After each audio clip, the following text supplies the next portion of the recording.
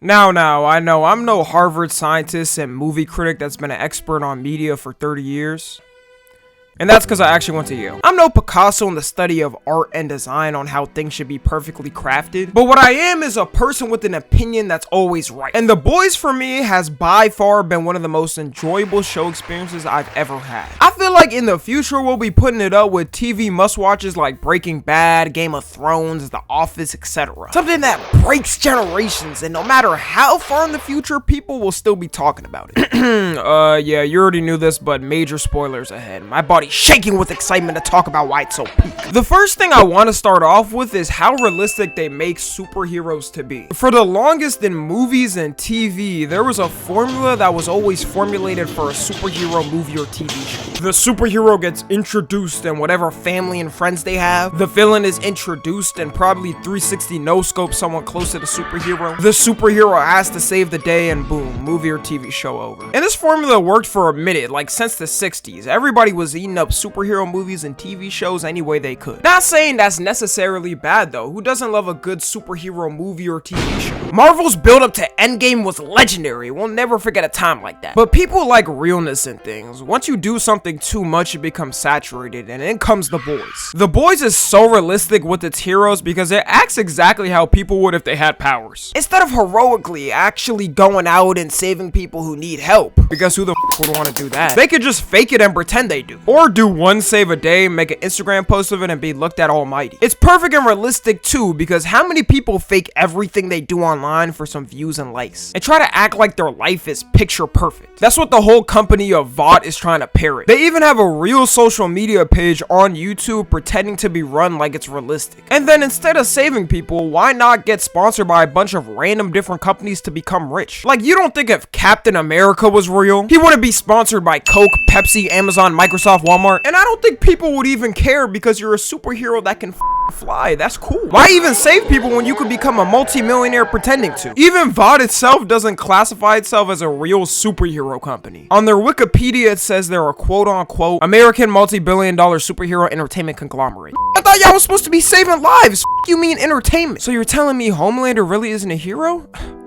My day's ruined. It's literally a company meant to market and commercialize them, which is also making fun of celebrities too, because nowadays celebrities aren't even individuals anymore. Their whole ass massive companies run. They got all different types of products, apps, TV shows, and whatever. And whatever the company says is the thing they should be supporting to make them look good, they're gonna listen to it. They also show us two sides, the extremely cleaned up versions of these characters that only the public knows in the show, and then the other side that the audience at home only knows, their deepest, darkest secrets. Which pretty much is relating to Hollywood and how celebrities try to hide their darkest secrets and hope they never come out. Before social media and people getting exposed so easily, people used to look at celebrities like these superhuman people. And yeah, people still do, but it's not even close to the extent of how it was like before social media. Before being a YouTuber or streamer or TikToker was a thing, the highest calibers you came to being a cool rich person was being a celebrity. They had everything you ever wanted. They were rich, were always super nice on camera, had the coolest friends ever, so they must be great people. Then slowly they started to get exposed as the freaks they are, pulling off some Dr. Disrespect activities behind the scenes. People like Ellen getting exposed for being a complete bitch off camera but a saint on it. They're showing us the facade that always happens in celebrity culture, trying to look the best to the public while doing the worst things behind scenes. Like, could you imagine in the Boys universe if the public found out one of its members octopuses, or the leader of the Seven gets horny over drinking breast milk? Whatever PR team VOD has, I know they be getting paid good. And it's also the same things for politicians in the universe too, which also ropes us into politics. The Boys does the greatest job I've seen in any show representing politics, especially now. They make it how people see both sides of the political spectrum nowadays. That Homelander is clearly supposed to represent Trump. Like, does anyone think otherwise? And the crowds they show in the protests are supposed to be his die-hard fans. Victoria Newman is supposed to represent Democrats as a whole, and the Starlighters are the liberals that are at every protest in existence. They definitely do make fun of Homelander's side more, but I mean, you got Homelander leading them, come on. The thing I like the most about the message they give overall though is no matter what, they're corrupt people. Like in real life, no matter who you cheer for in politics, each side does the most insane corrupt things ever to keep power. At the end of the day, these are people that have power and like the power they have, and they don't shove the politics down your throat. Pause. And make it so obvious they're trying to send you some type of message. They'll either slowly allude to it and try to make you realize what they're talking about in society. Like how Firecracker is trying to pander to conservatives online that believe anything. And that's why Homelander picked her to be on the 7 to be his little minion. And also in season 4, having Vought do things like introducing a new diversity team called Black at It. They're clearly trying to represent the BLM time where all the Emilys posted a black square on Instagram. And how all the companies pretty much took advantage of it to look inclusive for money and never spoke about it again. Like, did Black lives just stop mattering or something? Why'd y'all stop posting about it? I also like how they show the realness of how parents would exploit their kids if Compound V really existed. If Compound V actually existed, parents would go under the black market to try to enhance their kids with the quickness. You would see the most deadbeat dads and moms out of any other generation. And they would do it so they can make them a hero and become rich and retire early. The amount of industries this happens in is kind of sad. The most obvious is Hollywood. I mean, how many parents try to make their kid the best actor possible and the biggest and just take their paycheck? Family channels on YouTube that force their kids to record a video every day when they're just trying to play some games.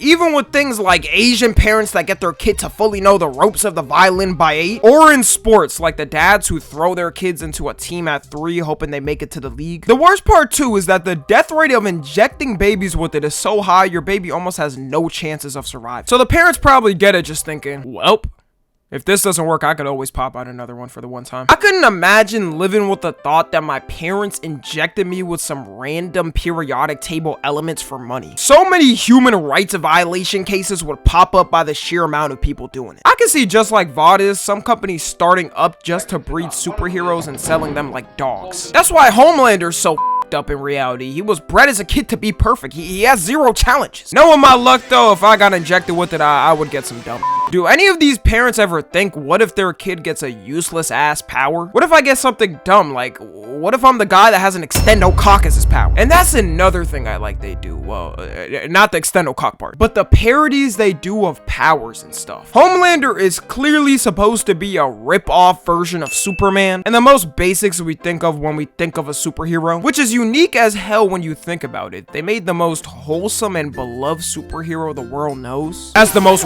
ruthless and despicable person ever in the universe. The Deep is supposed to be a rip-off version of Aquaman, and the writers must really hate Aquaman because there's never a moment you could ever like the Deep. At least he's funny though. Aquaman don't got that. Like, their flaws are so unreal they don't even seem like they should exist. I already talked about Homelander drinking titty milk and the Deep and all types of aquatic creatures, but season 4 proved to me they could push it further because one of their characters literally has to get a lobotomy in order to get horny. Honestly, Sister Sage might have the worst flaw. If my only way to get horny was getting a nail through my head, I would never be happy with anyone, just know that. Satire and stuff like that is what makes The Boys so good though. Like, some writers really had to sit in a room to cook up that idea. And the amount of twists to the plot that happen all the time, I can say there's never been a moment in The Boys where I felt calm and collected and not like something crazy was gonna happen at any moment. When that Homelander enters the scene, his aura engulfs the whole room. I know at that moment the most unexpected thing may take place and I'll have to get ready to wash my eyes out after. Like, he really pulled up in the first episode of season 4 and started everyone off with,